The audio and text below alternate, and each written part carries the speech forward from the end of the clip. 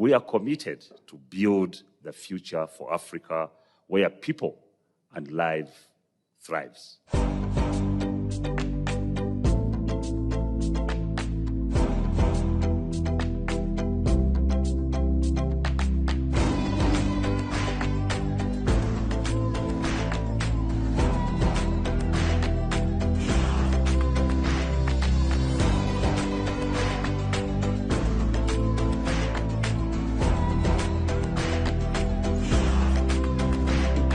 So there's a need for the world to be part of this, understanding what are the challenges, understanding what are the solutions that Africans and indigenous communities are proposing.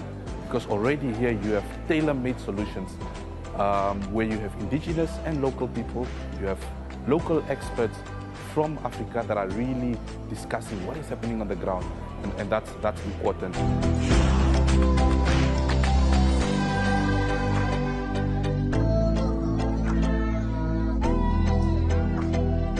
Here at APAC, I think it's really critical that we recognise that sustainable use needs to be a key part of future protected area and conserved area policy. Sustainable use actually already provides major financing mechanisms for the majority of the world's protected areas, for example through tourism, through trophy hunting and through other forms of wildlife use and trade. To initiate a discussion around revisiting this whole model or neo-colonial model of conservation in a manner that concrete steps can be taken going ahead in terms of revising the model in a manner that will put people at the center to deliver win-win solutions for nature and the people.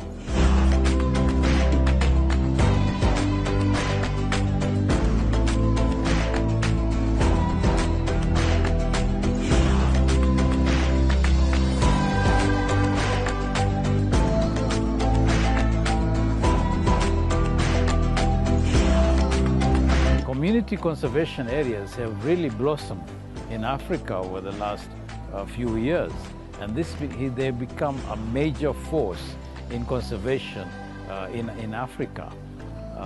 And it is owned by the community, so there's incentive to conserve, which was not there before.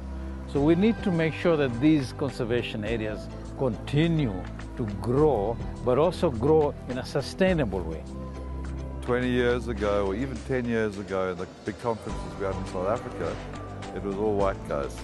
Now we have a strong African social movement, mainly based, I think, on sustainable use of wildlife, and a very strong community contingent that are based, I guess, probably mainly around hunting, because many of the communities are benefiting from hunting, with some tourism as well.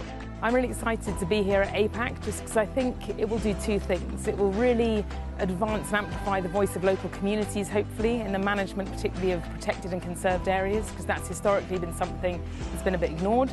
And secondly, it will really look at innovative streams of financing which are sorely needed to make sure that conservation isn't a barrier to human development but is actually a vehicle to it. So I would love to see that the declaration from APAC will influence whatever discussions will take place both at CITES and also at CBD, because these are international events that are actually making policy without fully consulting Africa. So here is a Congress, a perfect place where you can get the whole decisions from Africa, the voice of Africa. So we would love to see that discussions at CITES will involve the IPLCs, will involve the youth, and would take into consideration what is of interest for Africa. I'd like to use this opportunity to build a collective voice ahead of the Panama CITES conference and the CBD. And actually this offers an opportunity that we go there with a defined role, with a defined agenda, that our role and our rights as communities are respected, and that we're going to be given enough platform to express ourselves so that our voices can be heard.